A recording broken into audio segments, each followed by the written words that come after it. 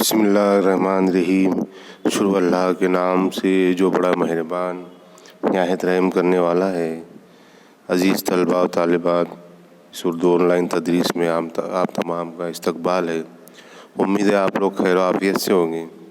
आज आपकी दरसी किताब का सबक नंबर 25, जिसका उन्वान है आखिरी शो, और ये एक मलयालम कहानी है, एक स्टोरी है मलयालम।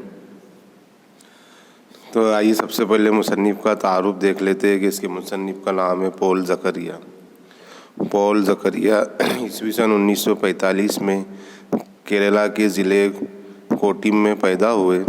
उन्होंने मैसूर में यूनिवर्सिटी से अंग्रेज़ी में एमए की डिग्री हासिल की। बाद अज़ा उन्होंने बतौर लेक्चरर, सहाफ़ी, मुदीर, नासिर और काश्तकार खिदमत अंजाम दी।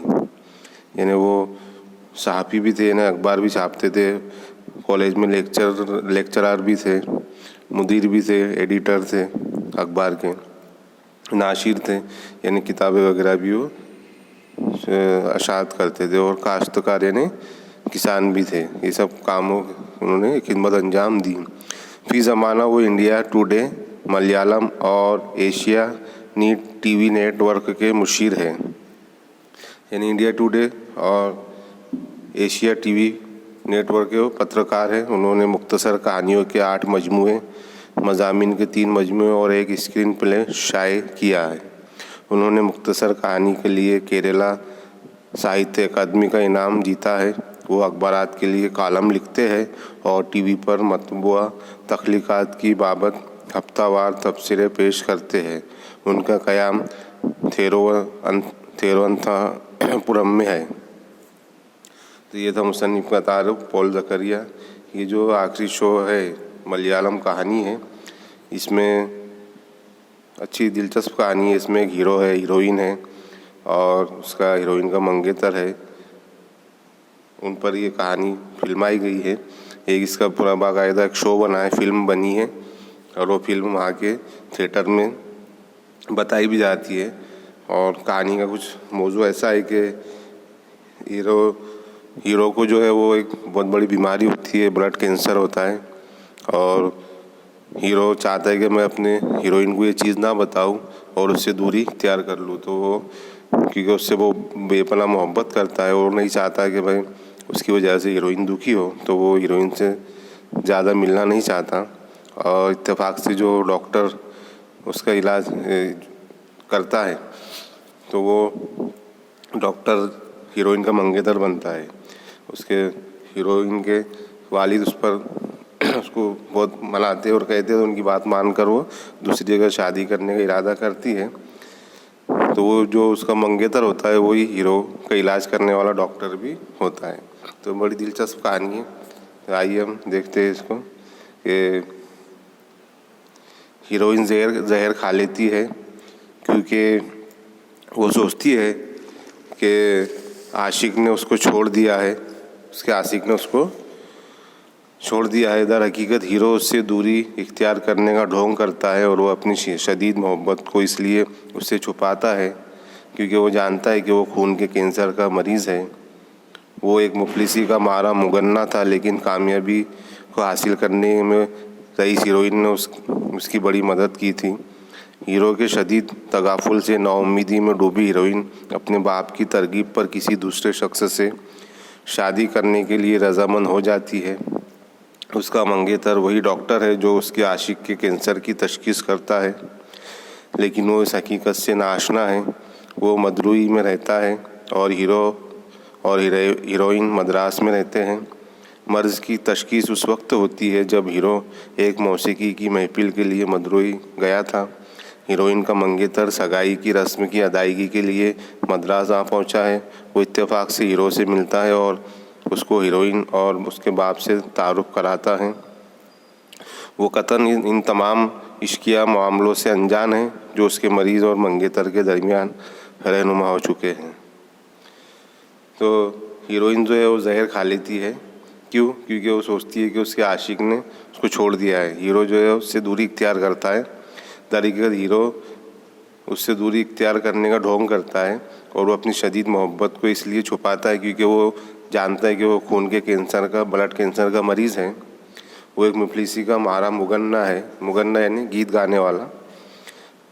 और लेकिन उसकी कामयाबी को हासिल करने में रईस हीरोइन जो मालदार रहती है, दौलतमंद होती है, तो उसको बहुत काफ़ी मदद करती है हीरो को।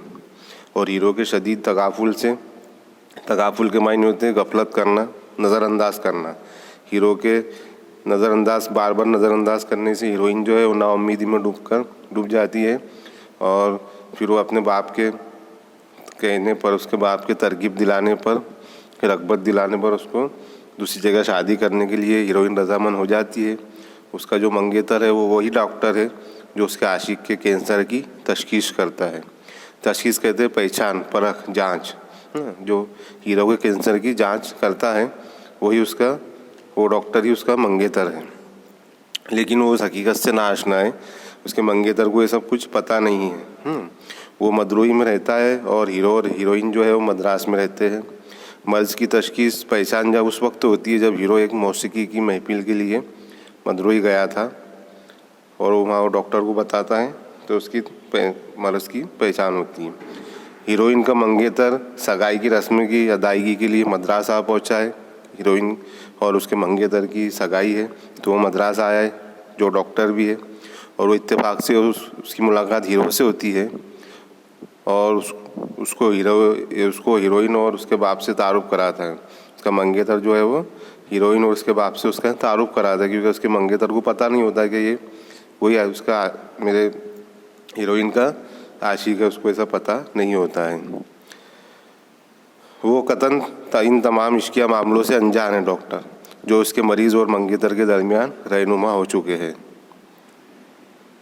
कैसी दिल फरेब सूरत हाल है, मैं अपने मुंह में फोटो कॉडला को चबाना भूल गया। जैसे ही मैं उसकी मुलाकात की कैफियत से लुत्फ़अंदोज़ हुआ। बहरकैफ हीरोइन अपने मंगेतर से इस अलमी हकीकत को बखूबी जान लेती है और इस गहरे सदमे की ताब ना लाकर वो जहर खा लेती है। इस अलमनाक खबर को सुनकर उसका मंगेतर उस कमरे के बंद दरवाजे की तरफ दीवानावार झपटता है।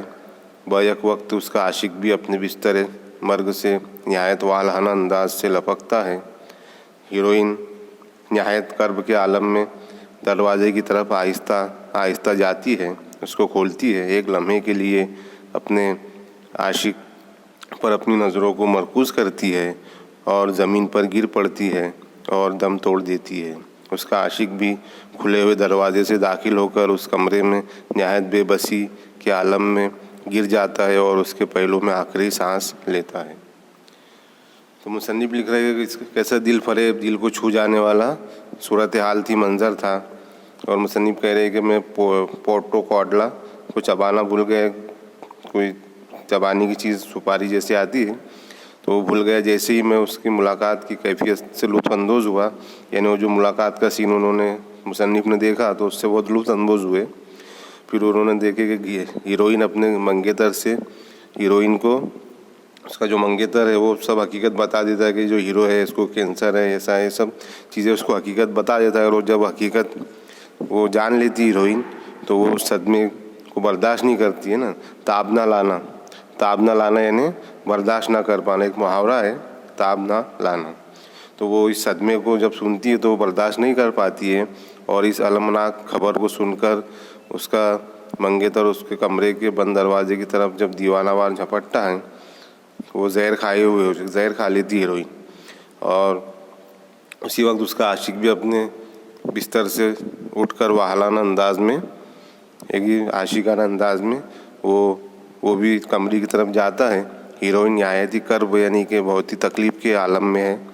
दरवाजे की तरफ आहिस्ता आहिस्ता वो जाती है और दरवाज़ा खोलती है और एक लम्हे के लिए अपने आशिक पर अपनी नज़रों को मरकूज़ करती है, अपनी आशिक को देखती है और ज़मीन पर गिर पड़ती है और दम तोड़ देती है। उसका आशिक भी खुले हुए दरवाजे से दाखिल होकर उस कमरे में नहायत बेबसी के आलम में गिर जाता है और उसके पहलू में आखिरी सांस लेता है। इस सहने से पहले एक पुरस्कार मुस्कुराहट हीरोइन के चेहरे को मुनव्वर कर देती है। जैसे ही वो नीमवा दरवाजे से हीरो को देखती है, उसकी उस मुस्कुराहट ने मेरे जिस्म व जाग को गुदगुदा दिया कि सब कुछ ठीक ही होगा। अब भी इम्कान है कि इन तमाम चीज़ों का खात्मा बखैर होगा। मुझको ऐसा महसूस होता था कि हीरोइन का मंगेतर जो एक डॉक्टर था और बैक वक्त एक आला किरदार का आदमी भी था, उन दोनों को बचाने में यकीनन कामयाब होगा। हीरो और हीरोइन फिर अपने दिल की गहराइयों से उसका शुक्रिया अदा करेंगे और अपनी ज़िंदगी के एक नए दौर में दाखिल होंगे। ऐसा मैं तवक्को करता था कि ये सब उसकी मुस्कुराहट की तवानाई से वजूद पजीर होगा, लेकिन इसके बरखिलाफ़ जो वाक़तन होता है कि मंगेतर और दूसरों की नज़रों के सामने दोनों शाख से जुदा होते पत्तों की मानिंद गिरते हैं और बेइख्तियार मर जाते हैं, जबकि मंगेतर और दूसरे लोग सरासिमगी के आलम में देखते हैं और एक साकिन शॉट ठहराए हुए फिल्मी मंजर में महबूस हो जाते हैं और महबूब और महबूबा भी एक साकिन शॉट ठहराए हुए फिल्मी मंजर में गैर मुतहर्रिक हो जाते हैं। उसके बाद वहाँ सिर्फ पर्दे समीमी और नाजरीन के सर के साए हैं। जैसे ही वो अपनी जगह से उठते हैं और प्रोजेक्टर अक्स अंदाज की दम तोड़ती रोशनी के दरमियान से गुज़रते हैं, तो मुसन्निफ़ लिख रहे हैं कि भाई इस सहाने को, इस जो अलमनाक हादसा पेश आया उससे पहले हीरोइन के जो चेहरे पे थोड़ी सी मुस्कुराहट उसके चेहरे को मुनव्वर कर देती है। मुनव्वर करना यानी रोशन कर देना, नूर भर देना। और जैसे ही वो नीमवा यानी आधा खुला हुआ दरवाजे से हीरो को देखती है तो उसकी जो मुस्कुराहट उसके जिस्म को, यानी जब ये मंज़र मुसन्निफ़ देखते हैं तो मुसन्निफ़ भी खुश हो जाते हैं कि ये सब ठीक होगा, है ना। वैसे सोचते हैं कि भाई जिसका और अब भी इम्कान है कि इन तमाम चीज़ों का खात्मा जो है, यानी फ़िल्म का जो एंड है वो अच्छे से होगा, यानी ये हीरो हीरोइन मरेंगे नहीं, बल्कि उनको मुसन्निफ़ ऐसा महसूस करते हैं, होता है उनको कि हीरोइन का जो मंगेतर है जो एक डॉक्टर भी है और एक आला किरदार का आदमी भी है, तो वो इन दोनों को बचाने में यकीनन कामयाब होगा और हीरो और हीरोइन फिर अपने दिल की गहराइयों से उसका शुक्रिया अदा करेंगे। ऐसा मुसन्निफ़ फिल्म देखते देखते सोचते कि भाई इसका एंड ऐसा होगा और वो अपनी ज़िंदगी के एक नए दौर में दाखिल होंगे। ऐसा मैं तवक्को करता था, यानी ऐसा मुसन्निफ़ सोचते थे कि ये सब इसकी मुस्कुराहट की तवानाई, जो हीरोइन की मुस्कुराहट की तवानाई की वजह से ये सब वजूद पजीर होगा। लेकिन उसके बरखिलाफ़ हुआ जो वाक़तन होता है कि मंगेतर और दूसरों की नज़रों के सामने हीरो और हीरोइन एक पत्ता जिस तरह शाख से टूटकर बिखर जाता है, तो ये दोनों भी अपनी शाख से टूटकर पत्तों की मानिंद गिरते हैं और बेइख्तियार मर जाते हैं, जबकि मंगेतर और दूसरे लोग सरासिमगी के आलम में देखते हैं। सरासिमगी का मतलब होता है परेशानी का आलम। सब लोग और उसका मंगेतर भी ये मंज़र सब परेशानी के आलम में देखते हैं और एक साकिन शॉट, फिल्म में जो शॉट रुक जाता है अचानक से ठहरे हुए फिल्मी मंजर, तो वो शॉट वहाँ पर उनके रुक जाता है जिसमें मंगेतर है और सब लोग एकदम परेशानी का आलम में हैं। और फिर महबूब और महबूबा एक साकिन शॉट यानी ठहराए हुए फिल्मी मंजर में गैर मुतहर्रिक हो जाते हैं, है ना। गैर मुतहर्रिक होते, मुतहर्रिक का मायने होते हैं हरकत करना, और उसकी ज़िद है गैर मुतहर्रिक यानी ठहरे हुआ जिसमें कोई हरकत ना हो, क्योंकि वो मर जाते हैं तो जाहिर सी बात है कोई हरकत नहीं करेंगे। तो गैर मुतहर्रिक के मायने जो मुतहर्रिक है वो हरकत करता है, उसकी ज़िद है गैर मुतहर्रिक यानी बग़ैर हरकत किए हुए, तो मर जाते हैं और बग़ैर हरकत किए हुए उनका भी जो स्क्रीन शॉट होता है साकिन हो जाता है यानी रुक जाता है। उसके बाद वहाँ सिर्फ फिल्म जो थिएटर में पर्दा होता है वो ही दिखता है और नाज़रीन के सर जो है ना, आखिरी सीन जब आता है तो जिस तरह थिएटर से लोग उठकर खड़े हो जाते हैं और उनके जो सरों के साए पर्दे पर दिखते हैं, प्रोजेक्टर सन पर उनका अक्स पड़ता है, उस तरह वो हीरो और हीरोइन के दम तोड़ती रोशनी के दरमियान से जो नाजरीन जो फिल्म देखने आए थे वो लोग गुजरते हैं और उनके सरों का साया वो पर्दे पर पड़ता है। तो अजीज़ तलबा और तालिबात, ये हिस्सा अव्वल यहाँ मुकम्मल होता है। इंशाअल्लाह अगली वीडियो में हिस्सा दुआ के साथ हाजिर होंगे। अल्लाह हाफ़िज़।